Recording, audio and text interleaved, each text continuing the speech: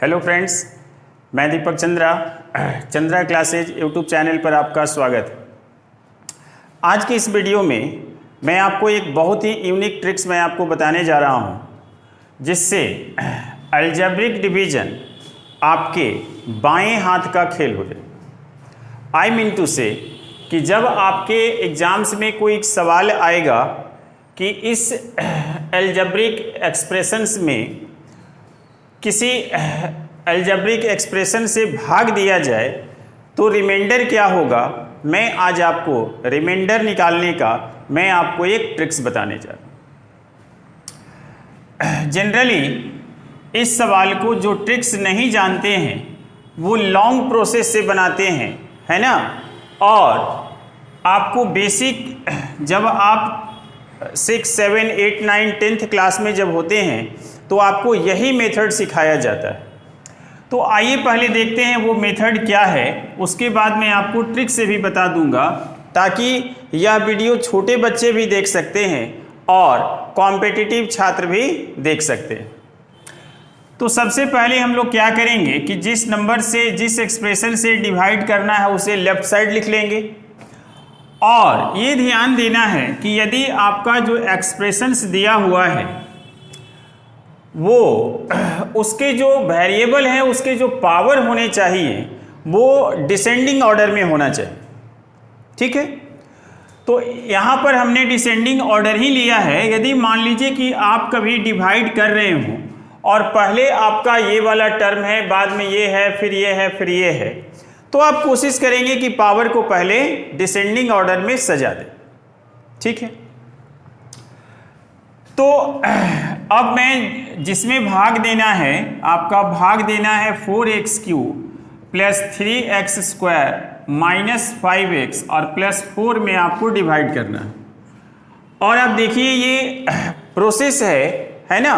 यदि आप ट्रिक्स भूल जाएंगे तो फिर आपको ये मेथड काम आएगा, या आपके घर में यदि छोटे बच्चे हैं जो 7, 8 क्लास में पढ़ रहे हैं तो उनके लिए ये काफ़ी महत्वपूर्ण वीडियो है, ठीक है। और साथ ही साथ मैं जब आपको इसका ट्रिक्स बताऊंगा तो ये कॉम्पिटिटिव स्टूडेंट्स के लिए भी बहुत ही आपका एक गजब का आपका ट्रिक्स होगा जो आपके एग्जाम्स में काफ़ी समय बचा देगा।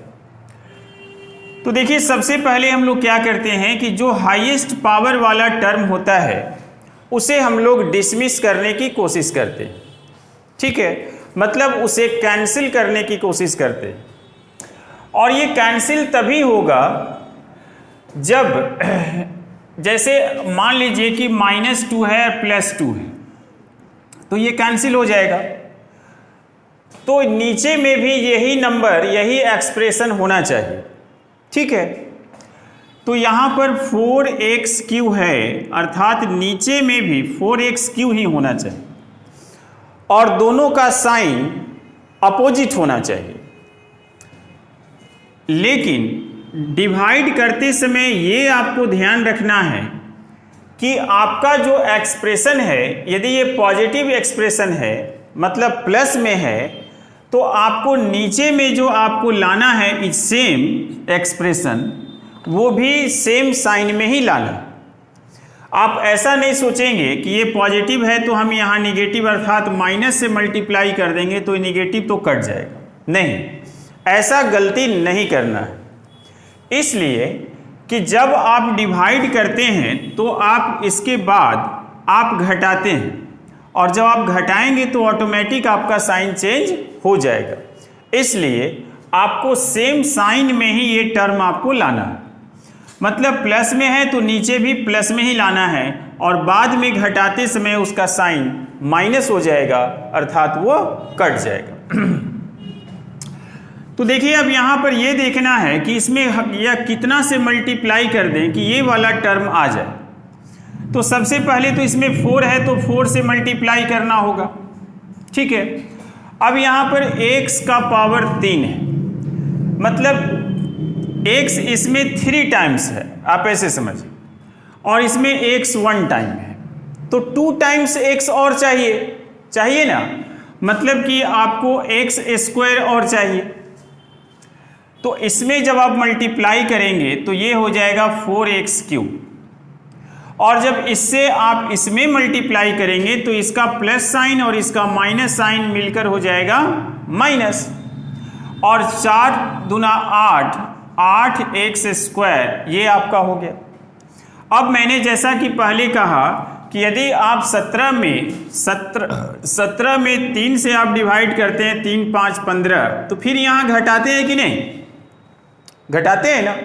इसका मतलब है कि जैसे आप डिवाइड यहाँ लगाए तो आप जब घटाएंगे तो इसका साइन प्लस है तो माइनस हो जाएगा और इसका साइन माइनस है तो प्लस हो जाएगा। एक बात ध्यान रखना है कि जब आप साइन चेंज कर दीजिएगा तो इसका जो पुराना साइन है वो आपका यूजलेस हो जाएगा और न्यू साइन के अनुसार अर्थात चेंज्ड साइन के अनुसार ही आपको सवाल को सॉल्व करना है। ठीक है। तो अब जरा देखिए कि यहाँ पर ये तो कट जाएगा क्योंकि सेम यह है एक्सप्रेशन है और दोनों का साइन अपोजिट है। अब यहाँ पर देखिए 3x स्क्वायर और 8x स्क्वायर, तो ये दोनों प्लस में है, इससे अब हमें कोई मतलब नहीं है, तो 3 और 8 मिलकर हो जाएगा 11x स्क्वायर माइनस 5x और प्लस कितना 4। ठीक है। अब आपको 11x स्क्वायर लाना है। हर बार आपका जो पहला टर्म है वो आपको उसे कैंसिल करना है। तो 11 तो यहाँ है नहीं तो हम यहाँ लिख देंगे 11 और प्लस में लाना है तो प्लस भी वहाँ लेना होगा ताकि प्लस इंटू प्लस यहाँ प्लस हो सके। 11x लिखना होगा क्योंकि आपका x यहाँ 2 टाइम्स है और एक ही टाइम्स यहाँ x है, तो एक से आपको मल्टीप्लाई करना होगा। और इसके बाद अभी जो इस सवाल का आंसर आएगा मैं उसी सवाल को मैं आपको ट्रिक से बनाकर दिखाऊंगा और देखिएगा इसमें समय यदि 5 मिनट का लग रहा है तो वहां आपको 5 सेकंड का समय लगेगा। ठीक है। तो ये देखिए 11x स्क्वायर यहाँ आ गया और इसमें आप मल्टीप्लाई करेंगे तो 11 2 जा 22x, इसका प्लस और इसका माइनस तो यहाँ माइनस हो जाएगा, ये माइनस ये प्लस और ये आपका वो तो +4 है ही, ये आपका कैंसिल हो गया और माइनस में 5x और प्लस में ये आपका 22x घट जाएगा ना। 2 डिफरेंट साइन में ऑलवेज यह सब्सट्रैक्शन की क्रिया होती है और साइन जो बड़ा नंबर है उसका बच जाता है। तो ये बचेगा आपका 17x और ये ऊपर में बचा मात्र 4। ठीक है। अब आप देखिए आपको 17x अब लाना है तो आपको सिर्फ और सिर्फ इसमें 17 से मल्टीप्लाई करना हो, तो ये 17x आ गया। ठीक है। और ये आपका आ जाएगा 34, ये कैंसिल ये प्लस, ये आपका 34 और 4 38 आपका आंसर आ गया। तो ये रहा आपका डिविडेंड जिसे हमें हिंदी में भाज्य कहते हैं, ये डिवाइजर जिसे भाजक कहते हैं, ये आपका कोसेंट है ना जिसे हिंदी में हम लोग भागफल कहते हैं, और ये आपका रिमाइंडर। आपको प्रश्न में केवल ये पूछता है कि इस एक्सप्रेशन में जब x - 2 से डिवाइड करेंगे तो आपका रिमाइंडर क्या आएगा। तो आपको मैंने प्रोसेस से बनाकर दिखा दिया कि इसका रिमाइंडर आएगा 38। अब बारी है कॉम्पिटिटिव छात्रों के लिए कि क्या एग्जाम्स में यदि ऐसे सवाल आते हैं तो क्या हम इतना समय लेंगे, और इतना समय लेंगे तो सवाल बनेगा कब, नौकरी होगी कब। ठीक है। तो आइए मैं आपको अब मैं ट्रिक्स से बताने की कोशिश करता हूं। देखिए ट्रिक्स में बहुत आसान है, आपको केवल देखना है कि x - 2 है तो x के बाद जो ये आपका कांस्टेंट नंबर है इसका साइन क्या है। यदि यहाँ साइन आपका निगेटिव है तो आपको x का मान आपको पॉजिटिव लेना है, और यदि यहाँ साइन पॉजिटिव होगा तो आपको x का साइन निगेटिव लेना होगा। ठीक है। अब ये कैसे है, ऐसा क्यों है, ये मैं अलजबरा में मैं जब रिमाइंडर थ्योरम में पढ़ाऊंगा तो आपको मैं बताऊंगा। लेकिन फिलहाल इस सवाल को करने के लिए आप ऐसा समझें कि आपको जिस एक्सप्रेशन से डिवाइड करना है उसमें कांस्टेंट नंबर का साइन देखना है। यदि कांस्टेंट नंबर का साइन नेगेटिव है तो हम x का वैल्यू पॉजिटिव लेंगे, और यदि कांस्टेंट का साइन पॉजिटिव है तो x का साइन नेगेटिव लेंगे। Is this okay? अब आगे बढ़ते हैं। अब x का वैल्यू आपको जो लिया है ना, वो x का वैल्यू आपको केवल हर जगह पर पुट कर देना है। तो आइए देखते हैं 4x cube plus 3x square minus 5x plus 4 है ना। आप जब यहाँ x का वैल्यू मतलब आपको 2 पुट करना है, तो जब x का 2 पुट करेंगे तो ये हो जाएगा आपको 8 हो जाएगा, 2 टू द पावर 3 8, और 8 में आप 4 से मल्टीप्लाई करेंगे 32 आ गया। आप सोच रहे होंगे कि सर या आंसर जो है वो तो 38 ही लाना है, अभी 32 हो गया है ना। तो अभी पिक्चर बाकी है, आप देखिए। फिर यहाँ x का वैल्यू 2 रखेंगे तो ये आपका 2 का स्क्वायर हो जाएगा 4, और 4 को 3 से मल्टीप्लाई कर देंगे तो 12 हो जाएगा, ठीक है। और माइनस 5 इंटू 2 मतलब हो जाएगा यहाँ 10 और प्लस 4। तो देखिए यहाँ पर 32 और 12 और 4 पहले जोड़ लेते हैं, तो 32 और 12 हो गया आपका 44 है ना। 32 10 42 और ये 32 और 10 42 और 2 44 हो गया, और 4 48, मतलब ये प्लस वाला 48 आ गया और माइनस वाला 10, और घटाने पर आपका आ जाएगा 38। अब आपको यकीन हुआ? ठीक है। तो देखिए ये मैं समझाने में मैं समय यह लग जाता है, वैसे आप बनाएंगे इस सवाल को तो आपको 5 सेकंड में आराम से आपका शेषफल निकल जाएगा। अब मैं एक और सवाल लेकर मैं आपको दिखाता हूं कि जब यहाँ पर साइन पॉजिटिव होता तब क्या होता। ठीक है, तो मैं सुविधा के लिए मैं सवाल सेम रहने देता हूं और मैं केवल इसका साइन मैं चेंज कर रहा हूं। ठीक है, जैसे मान लीजिए कि मैं यदि कहूं कि सवाल एक्सप्रेशन सेम है और केवल जो आपका डिवाइजर है, जो भागफल है, यदि उसका साइन पॉजिटिव हो जाए तो क्या हो। जैसे मान लीजिए कि यहां पर x प्लस 2 हो जाए, मतलब इस बार आपको x प्लस 2 से भाग देना है।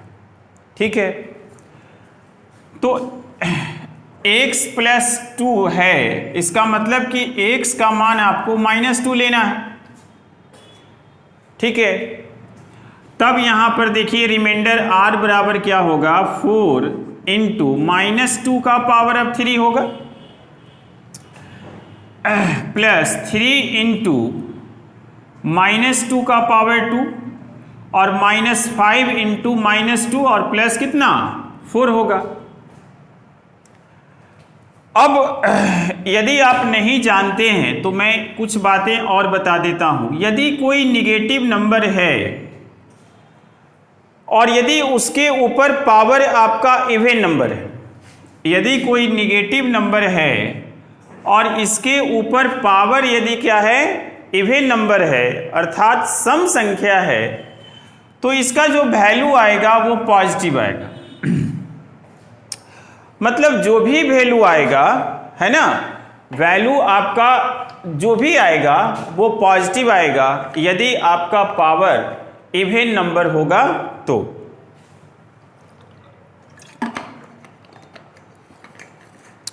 लेकिन यहीं पर यदि कोई निगेटिव नंबर है और इसका पावर यदि ऑड है तो ये आपको निगेटिव वैल्यू देगा। ठीक है, अब आप जैसे देखिए, जैसे -2 का पावर यदि हम 5 लेते हैं तो आप माइनस को आप रहने दीजिए, है ना, इसे बाद में देख लेंगे। पहले आप ये देखिए कि 2 टू द पावर 5 कितना होता है, 32 होता है, तो ये 32 आप लिख दीजिए। अब आप देखिए कि निगेटिव नंबर पे पावर ऑड है, तो निगेटिव पर पावर ऑड मतलब निगेटिव होता है, तो यहाँ माइनस लगा दीजिए, क्या दिक्कत है ना, आसान। अब -2 का पावर यदि मैं 4 लूँ तो पहले मैं माइनस बाद में देखूंगा, पहले 2 का पावर 4 16 लिख दूंगा, और यहाँ पर मैंने लिखा है कि negative to the power even that is positive, अर्थात इसका वैल्यू क्या आएगा, पॉजिटिव आएगा। तो अब इसी कॉन्सेप्ट का यूज हम लोग यहाँ करते हैं। देखिए नेगेटिव नंबर है, पावर आपका ऑड नंबर है, अर्थात 2 का पावर 3 8 होगा लेकिन माइनस होगा। तो -8 को यदि 4 से मल्टीप्लाई करेंगे तो -32 हो जाएगा, होगा। यहाँ पर निगेटिव नंबर का पावर इवन है, मतलब 4 केवल होगा, और 4 में 3 से मल्टीप्लाई करेंगे तो 12 हो जाएगा। और ये वाला निगेटिव इंटू निगेटिव यहाँ पर +10 हो जाएगा और +4 हो जाएगा।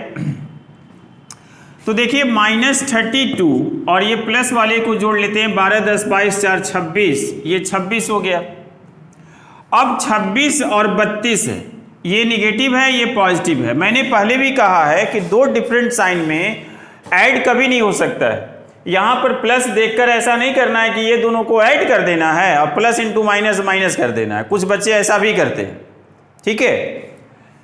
तो यहाँ पर आपको सब्सट्रैक्ट करना है, तो 26 4 30 और 2 32 है ना, मतलब 6 आपका बचेगा घटने के बाद। और साइन मैंने कहा कि जो बड़ा है नंबर उसी का साइन यहाँ पर बचेगा, ठीक है।